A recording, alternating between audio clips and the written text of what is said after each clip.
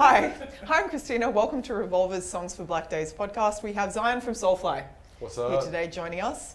So, yeah, this song's all about your music as medicine. What's a song that you kind of turn to Yeah, that's a good one. Yeah. Music definitely is medicine. Yeah. Like, there's definitely times where you feel like the world's just kind of crumbling and nothing can get better. And then, you know, maybe you listen to some songs, or for me, I like to play along to some songs like on the drum kit. And usually whatever mood I'm in when I start playing, I'm in a completely different mood when I'm done playing, just because like the journey of music takes you through so many vibes and emotions. So like it really is, it can get you out of anything, truly. Yeah. Totally. So what is your first song? So let me check the old trusty iPhone. I would say one to get me out quickly is Swallowing the Rabbit Hole by Code Orange. It's pretty brutal.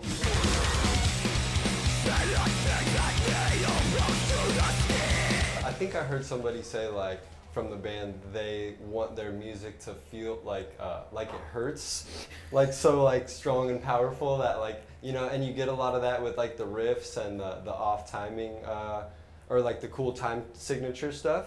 So that's a song that really like pumps me up and just kind of makes me just like want to break stuff and just fucking let all the anger out. Yeah, definitely that's a good one for that. And then maybe on the opposite side of things, a song called One of Us is the Killer by the Dillinger Escape Plan.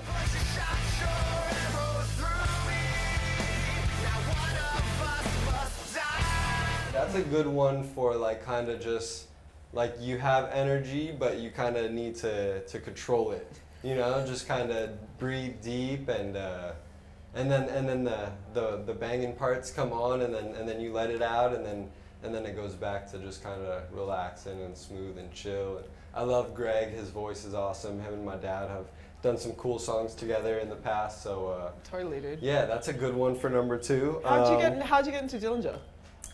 Definitely, you know, I actually have a good story for that. So before I even was making music, I was 15 years old, I think, and we saw Dillinger was playing a tour with Soulfly, and we saw them in LA, and Greg was like, he was going nuts, like throwing chairs into the crowd, and like all the giant security guards were like trying to like go after him and kick him out, and he was just like, it was like a rat race, like them trying to find Greg. And I just remember sitting there with my little brother being like, what is that? Like, that's not how our dad makes music. Like, so I mean, when I saw that, like doors opened and then you see the shows with the flamethrower and the running on the crowd and shit. So, I mean, that's always been very inspiring to me, like from an artful perspective, just the madness. Like, There's some madness there. I remember I spoke to Ben like many years ago, and he'd just been to the doctor, and the doctor thought he'd just been in a car accident just from like stage injuries, just from all the shit he'd put his body through on stage. Yeah, they're like, we don't know how you're alive. Like this isn't a thing. Yeah. Yeah, that was a cool tour to do with them as like a younger one, to just kind of to see and just soak up all that stuff. Like, I think they're really ahead of their time with all the stuff they're making. When was the first time you realized you wanted to be a drummer? I was around drums my whole life. Obviously. So like that was always the instrument that I connected with. Yeah. But I think once I was like 16, I really was like, okay, let's practice and let's get good and let's make a band and let's try and, you know, get better at it. But before that, it was kind of just like I had like a light passion for it. But Yeah, a light passion. Yeah. And it became a dark passion. Oh yeah, now all in. Yeah, all in, no plan B. No plan. Well, I suppose that would be encouraged in your family. Yeah. Yeah, for sure. Your mom's a cool mom. Yeah. Yeah, she's I had awesome. a good head start too, you know. Getting to like be at all these festivals and just watching, like I always just watch the drummer, and I feel like every time I watch like a cool drummer, I can take a little bit of what they do and add it to my skills. Do you remember the first show like the first memory you have of like watching a band side of stage when you were little? So my parents took me to a Faith No More concert when I think I was like like a week old. Obviously, I don't remember that. Of course I did. But that's a funny story that my parents tell me. But other than that, I have a lot of memories of being like 5 or less, just at all the Sepultura shows and you know, Pantera, Ozzy, like. You know. Yeah. Yeah, you had a pretty cool childhood, didn't you? Yeah. It's like been like a dream like the whole time. Even now, you know, I'm getting to play with Mario from Gojira and Abe from Deftones. Like, for me, that's like watching like Michael Jordan. So you know, I really love to play with these big guys like that. You're awesome at it. So you know, Thank like I'm trying. yeah, I'm you like coming. you know, you got skills to pay the bills, dog. Thank you, Like thank you. So what's our next song?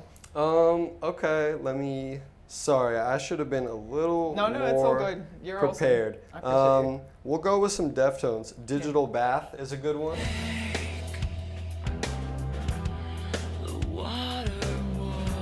That's a good one to just kind of, to really like let go of the past and the future and just really like live in that moment, you know, like I love all the stuff Frank does to add with the electronic side of things, like you know, it's not a guitar, it's not a bass, it's kind of like those like soothing sounds. You know, sometimes like when I'm going to sleep, I'll play like meditation music, you know, and some of that stuff where there's not like rhythms and stuff, I love to just kind of like vibe out. So that's a good song with a lot of that stuff. Let me see. We could do Refuse Resist. That's a good one. I mean, I heard that since literally the day I was born. So.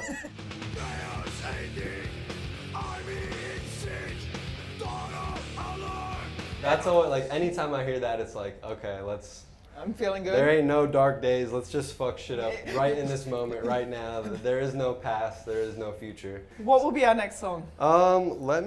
Okay. We'll keep it chill. Planet Caravan.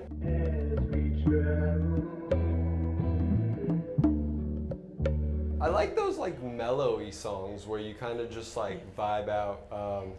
Maybe smoke some medicinal marijuana and just relax and just kind of listen to Ozzy and Tony Iommi, and I like the classics. I can't lie, like I'm more of a classic guy, but yeah. So that was another band too. Like getting to watch them from a young age, like it was such an amazing thing to see like those guys performing right there from side of stage. They're like truly like the best to ever do it, and to get to see them like just so much chemistry and Ozzy like with the crowd control and everything.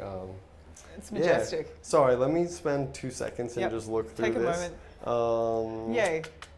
We will go with Sick by Slipknot.